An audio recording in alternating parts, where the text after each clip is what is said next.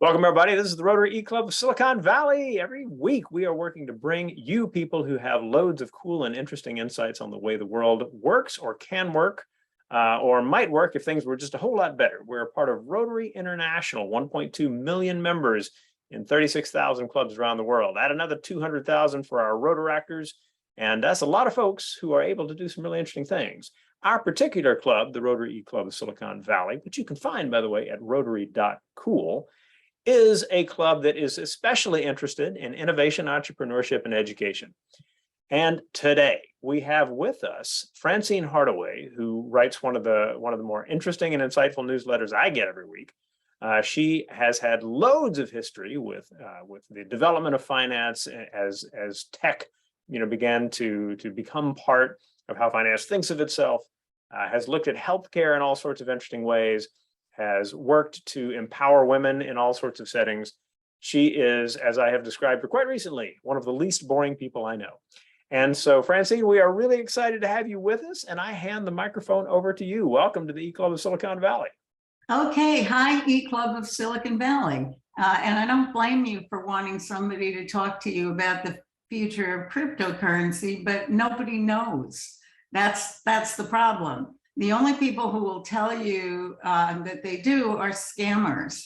So we're all learning together to see if we can fund creators with a tokenized economy, and if that is a good collaborative way to do business. I've been in the arena since 2013 when it was a much smaller, secretive space. There was Bitcoin and Silk Road, and there was Ethereum, which was the second token, which was an offshoot of Bitcoin. Okay, the Silk Road website, in case you don't know, was selling drugs and guns to libertarians around the world. But by 2020, there were thousands of coins. Each one is the representation of a dream or a grift. And 2021 was probably the best way ever to make money in crypto, no matter what you did. Unless, like me, you used all the ETH that you had accumulated since 2013 to buy NFTs to support women artists. I can find a way to not make money at anything. And in that year, 2020, lots of new terms crept into the language. DAO, Web3, NFT, degen, FOMO, aping in, rug pull, all these words came in pretty much simultaneously with the pandemic. And a lot of people were locked in. And so they decided they were going to invest. And crypto is and was the financial backing for what we now call Web3 projects. But we really don't know what Web3 projects even are yet, because they can be everything from a bored ape to, I belong to a DAO, which is a decentralized autonomous organization that tried to buy a copy of the US Constitution. And it literally raised $53 million in less than a week. Anyway, most projects are smaller than, and by the way, another dude that wasn't a Web3 project outbid us and got the copy of the Constitution. But how it works would be that a creator would launch a project, which could either be an art creation or an infrastructure project or even a faster, cheaper blockchain, and willing young investors who are called degens, in case you wonder what degens are, would ape in, which means invest without knowing anything about the project. They would just pool their tokens to fund it without caring. And then in June 2022, everything suddenly changed. Because there was a crash in the market. And all the cryptocurrency experts suddenly disappeared from YouTube and Discord and Twitter as the price of the coins they were touting fell to zero. And about 20 people committed suicide. The crash that got the most publicity was the collapse of Terra and Luna, because Luna was supposed to be a stable coin backed by Terra, which was another stable coin. Stable coins were supposed to be backed by the US dollar, and people used them like money market funds, but they weren't, because what we all found out in June of 2022 is that Luna was only backed by Terra. And as it turned out, neither was fully backed by anything. So it was like the houses of the Three Little Pigs, where the markets huffed and puffed and they blew down entire projects. So a lot of young people were involved in all of this. And, one minute they were Bitcoin millionaires and the next minute they were fielding margin calls, because crypto had already given birth to all the financial instruments that we use in regular finance. But these kids, and they really were, a lot of them kids, they really didn't understand how markets work, or really how banks work, or how fiat currency works. So, but Bitcoin in the meantime had become mainstream, and the big money players are all invested in it. So it isn't going to go away. I mean, there are Bitcoin funds and Bitcoin ATMs and Bitcoin lenders and Bitcoin credit cards. So it has some pluses. It's limited. There's only a certain number that can be mined, and then you're done. So you can't be you can't be printing Bitcoin like you can be printing dollar bills in the United States. And that's why some of the original investors felt that it was a hedge against inflation. However, what happened was once everybody invested in it, it became not a hedge against inflation, because it became something that moved with the markets. The bigger it got, the more it moved with the markets. And it was led by a guy named Michael Saylor, who actually runs a software company called he ran a software company called MicroStrategy. MicroStrategy was a very stable business, but Michael Saylor decided that he could make more money for this company if he invested the company's assets in Bitcoin. So he invested in Bitcoin in an extremely big way, big enough to move the market. And for a couple of years, he was every crypto investor's hero until the market fell. And then he lost hundreds of billions, literally billions of shareholder dollars.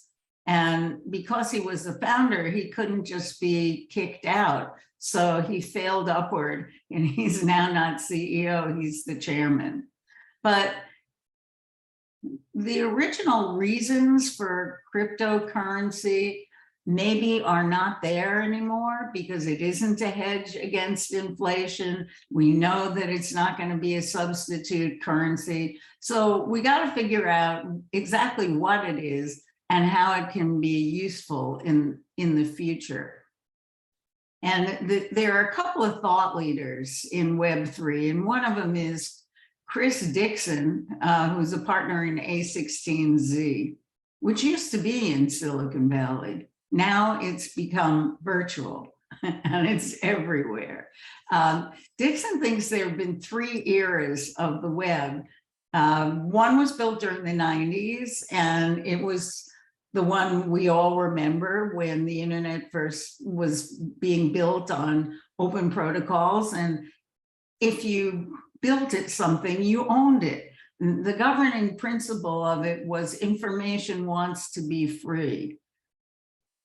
But with the dot-com crash, Web 1 came to a grinding halt, and it took about 5 years for people to figure out, okay, see, we're right now in the crypto environment where we were at the dot-com crash with Web 1. Okay, we know the internet exists. A lot of us really like it, but now what are we going to use it for? And so the dot-com crash after 5 years gave birth to Web 2.0. Web 2.0 has given birth to social media and e-commerce and all of the big centralized corporate platforms that we know. Google, Facebook, Amazon, and Apple. Actually, Amazon was founded, Amazon and Apple were founded, in Web 1, but they outlasted Web 1 and they got big during Web 2. So these companies have grown for 20 years as very large corporate services. And they use user-generated content, which means we create all the content. They got big because we posted to them, but we don't get paid. We are the product. I've posted all my intellectual property on these sites for 20 years. And you know how much I get paid for writing from Medium, where I've been writing since the beginning? Last month, I got $5.76. This month, it's getting better. I'm going to get, they told me, $6.36. So yeah, Web 2.0 was not great. I am a creator. And as a creator, I can't live on that. So what we're all looking for and what we were looking for in Web 3 was a creator economy that was fair to musicians, photographers, writers, poets, artists, YouTubers. And it's basically a new kind of architecture that's built on the blockchain and pays with cryptocurrency. And much of the money generated from Web3 creators is shared with them. Okay, that's not a lie, but an exaggeration. Because so far, there have only been, 2 or 3 projects in Web3 that have actually made money. One of them is the Bored Apes, and another one is Kevin Rose's company that did the Proof Collective and now is doing the Moonbirds NFTs. So people and companies like A16Z, they invest in these projects, but they don't give the creator cash anymore. What they do is they buy the tokens or they buy the NFT. And why it's supposed to be better, and I'm saying supposed to be because I don't know, I'm heavily invested in it emotionally and intellectually and just in general, because I have FOMO and I adopt everything early. So I know that it's too early to tell what's really going to happen. But the difference between Web 2 and Web 3 is a little concept called the take rate. And the take rate is very simple. The take rate is how much a platform takes from the person who actually creates the content. In the music industry, for example, the take rate has been traditionally very high, which means that if an artist, streams on Spotify, he makes, I don't know, not even a penny from every stream. And art galleries, traditionally, the take rate for art galleries was 50%. And shifting to digital didn't really help. But with Web3, if you launch an NFT on OpenSea, which is a platform, I don't know how much you all know about what's out there, but you're in Silicon Valley. So I'm going to assume that if you don't know things, you'll put it in the chat and I'll answer it. But the take rate for being the OpenSea is basically a new model of a distribution platform for NFTs, and its take rate is only 2.5%. So that has the potential, if things sell for decent amounts of money, has the potential to be much better for the creator.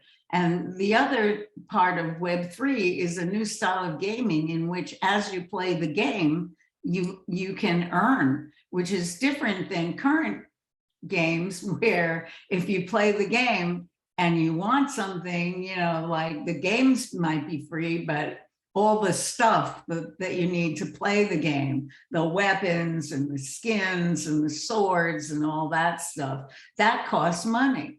In contrast, Axie Infinity, which is an enormously popular blockchain-based game, allows players to play to earn tokens. So that's the dream of Web3.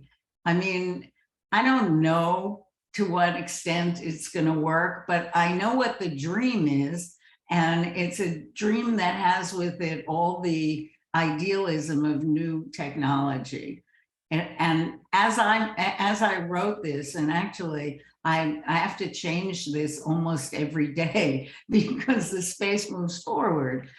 But most of the early rug pulls have happened. And you know what a rug pull is? Okay, a rug pull is when a project creator announces that they're going to do a project, like a new game or a new piece of art, and investors ape in, they fund that. It's kind of a form of crowdfunding, and they ape in by investing in it, and then the founders of the project take the money and run to another country that has different laws. And I cannot tell you how many times that has happened in the past year or two. And those are called rug pulls. Those are projects that never get off the ground. Some of them aren't scams. Some of them are the founders saying, oops, I've started this project and I'm never going to be able to do it. And some of it is, oops, this involves a big community and I can't put one together. There are many reasons, but every one of these projects, these Web3 projects, is like a startup, you know, and I don't think any of the people involved in them understood when they started all this Web3 stuff, that which I think is the Francine Hardaway full employment solution, because these people need a whole hell of a lot of entrepreneurship consulting, because they just really don't, they know a lot about some things and they're very enthusiastic and they know almost nothing about other things. So I'm here to help them, and I'm still going to help them, and I'm still bullish on Web3 and cryptocurrency. So there. I mean, I've made money, I've lost money, but it's not that different from the stuff I've been doing for the past 25 years, which has been investing in and collaborating with startups. And you know, what happens is almost all of them fail. But every once in a while, like yesterday, I got a letter, and it was from a stock transfer company, and they had 6,000 shares of stock that were about to go to the state unclaimed property, you know, place, because they couldn't find me. Well, it turned out that I was given these shares by an entrepreneur who I helped, I'm going to say 7 or 8 years ago. Because most of the shares I'm given are worthless, you know, as time goes on, I didn't pay too much attention to them. And it turns out the entrepreneur sold his company, and the shares, and I got 6,000 shares, and they're worth $6.41 each. So I just got a minor windfall because and that is exactly how Web3 is going to come out. It's going to be like that, only with cryptocurrency. You heard it here first. Wonderful, Francine. That is exactly the kind of thing that I knew we were on to. So what I want to do is I want to introduce the group of people who are engaged in the recording, all of whom are muted at the moment or close to it. And then we'll start with questions, which we have several that have come to me in the chat, and I'm excited to get going with that. So first of all, when I call your name, just wave. That would be great. Joining us from Texas is Rory Olson, right? And I think Jazzy is Cat in there somewhere. Joining us from Canada, Chris Cochran in the Thousand Islands. From Italy, Cecilia Babkirk, our club's treasurer. From here in the Bay Area, Sandy, who is looking good. Sandy has a question. Right, yeah, and she does. We're going to get to her question in just a minute. In the Sacramento area, Mike Kane, good to have you, sir, our club's secretary.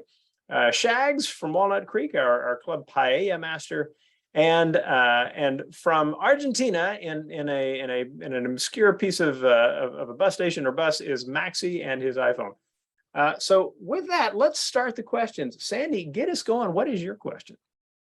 Thank you. My question is, does cryptocurrency have a monetary value right now? Some does and some doesn't. You know, Bitcoin does. One Bitcoin is worth about, I didn't look today, but is worth about $19,000. One ETH, which is Ethereum, is worth about $1,500. It's just all over the map. So, you know, and a lot of cryptocurrency is worth nothing, but you don't know, you know, like I have something called a karma coin. It's a social token, and this is technically complicated, but it's a layer 2 token on the Ethereum blockchain, which means it doesn't really have a monetary value, but it's a fan token. And I give it to people who show up at, you know, like I could have given it out at this event, you know, but then you would have all had to get a crypto wallet, and, you know, you might not have wanted that. But basically, you know, it's people who are in my community or are my fans, and it's called the karma coin. And it never was meant to have any monetary value, but it was meant to grow my community. And it has grown my community, but once again, you know, my jury's out on this whole thing. If I were a Twitch streamer or a YouTube creator, I would have a much larger community and a much larger need for a token. And a lot of musical groups use these social tokens because they give them out to their fans, and the fans can trade them in for merch, you know, t-shirts and stuff like that. That which has value to the group. Absolutely. So yeah. A question that came in from Mike. What is your vision for the maturity and adoption of Web3 from the perspective of traditional businesses as a preferred or accepted method of commerce? I understand the early adopter model, which is kind of like the Wild West, fraught with risk. How does it grow up and become mainstream? The same way that everything else does. It finds, you know, it finds a business model, which in this case is probably going to be tokens. And those tokens will probably, the companies, but the projects will become companies, and the companies will issue tokens to raise money, and people who care about the companies will hold the tokens. Like I literally have 58 NFTs, which are non-fungible tokens, and they represent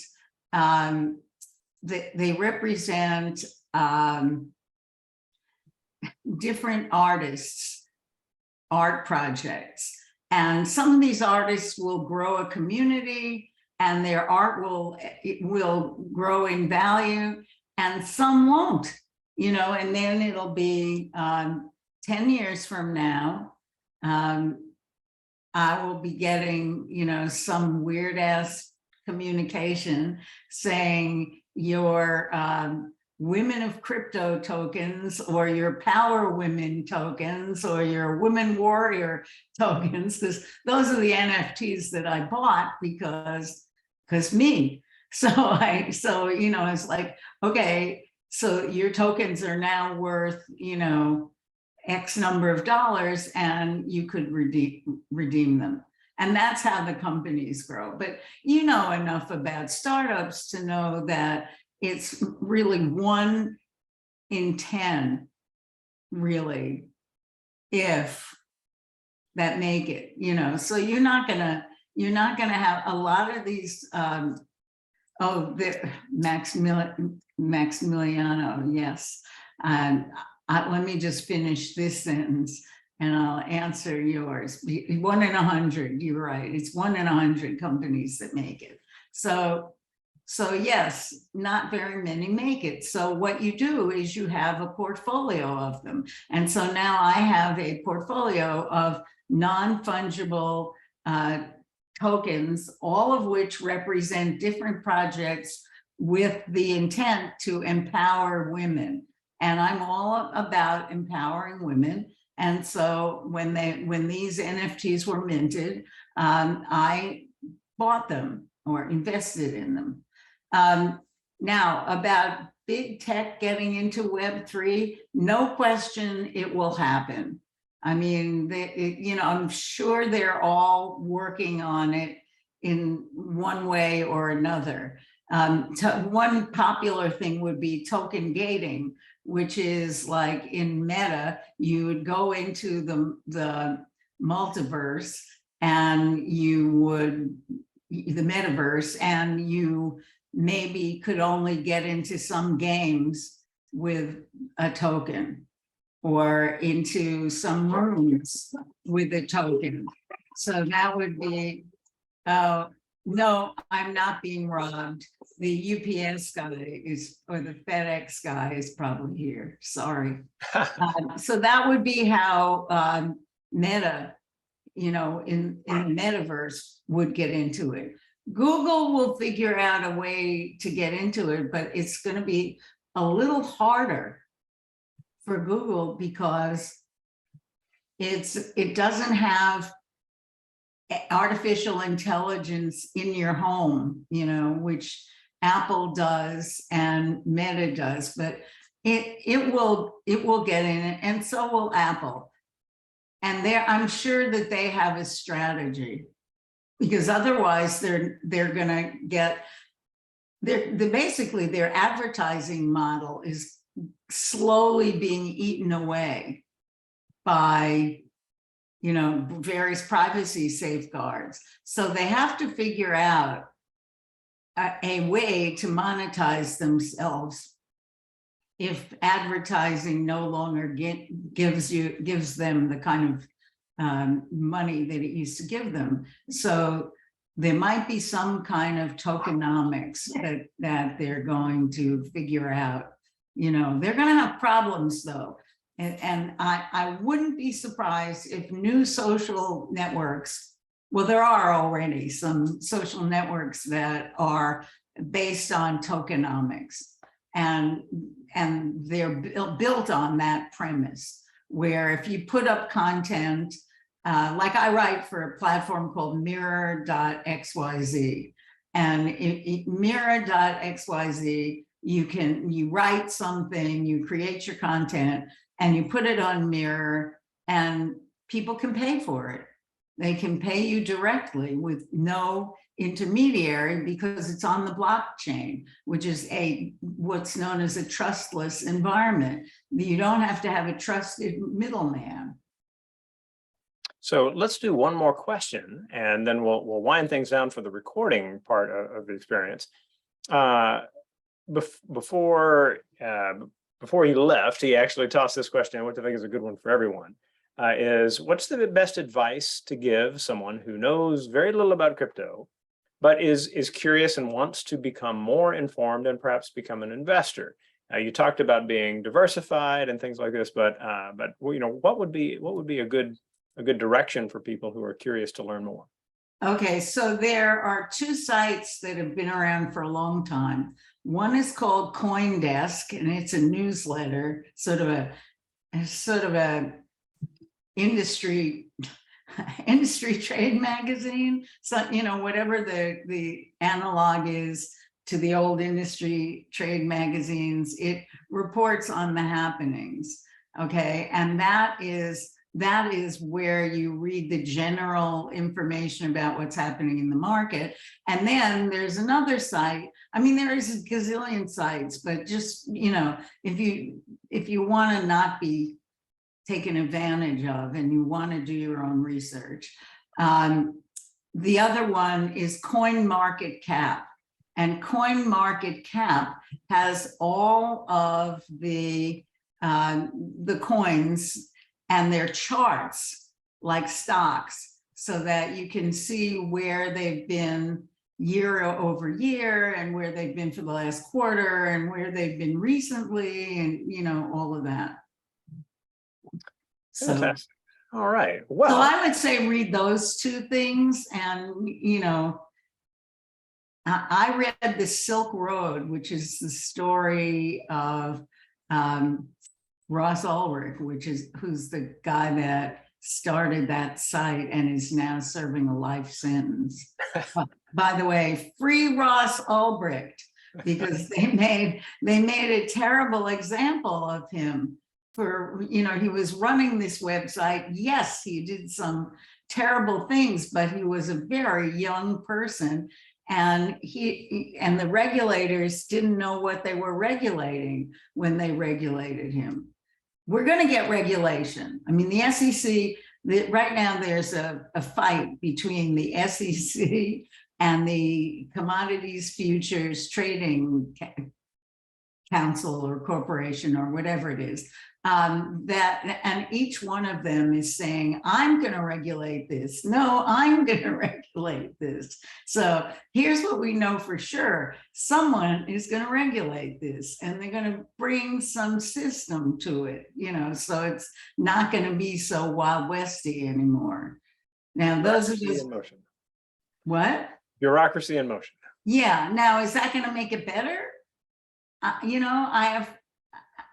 don't know, it's fun because all of this is taking place in the future, and everybody in this arena is trying to predict the future. The future is very stubborn about allowing itself to be predicted, though, very stubborn. Well, I will predict the next few moments of our existence by saying that we're about to finish up the recording. Those of you who are in the club or part of our friends list, one of the things is that by participating in these, we get to keep talking to these fascinating people even after we stop recording. Cool. So with that, before I hand it back to Francine for a last word, I would like to tell anyone visiting us, hey, let us know you were here. There's a place where you can put in your name and your email address, and that'll generate a message that you can take along to your club secretary if you're trying to make up a miss of your own club. Feel free. And then farther down the page, you'll see our discuss section, DISQUS, and that's an opportunity to read what people think of the program that we've just had, of the different elements of the meeting, and feel free to respond to other people. All, of course, within Is that like Reach Your Professor? It has similar pieces to it for sure. Or TripAdvisor. Absolutely. For us, it's just exciting to be able to share stories that we think may inspire people creatively and especially sustainably as they think about possibilities for serving others. So Francine, as we always do, we hand it back to the speaker for the final word, and therefore the mic is yours. What would you like people to be thinking as they walk away from this recording? I want them to think that I'm here to help, and if they need me, I'm here to serve. If they need me and they're really interested in, getting involved in this, or, you know, or they need help, or they've got a kid that's putting a lot of pressure on them to become involved, which everyone's kids were doing last year. It may have slowed down by now. I'm always available, and my contact information is everywhere on the internet, and Rushton has it.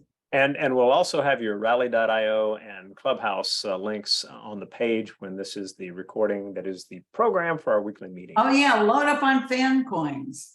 Fantastic. At least you won't get scammed. They might not be worth anything in real money, but you know, neither were most baseball cards. Fantastic. Everyone, we will see you next week.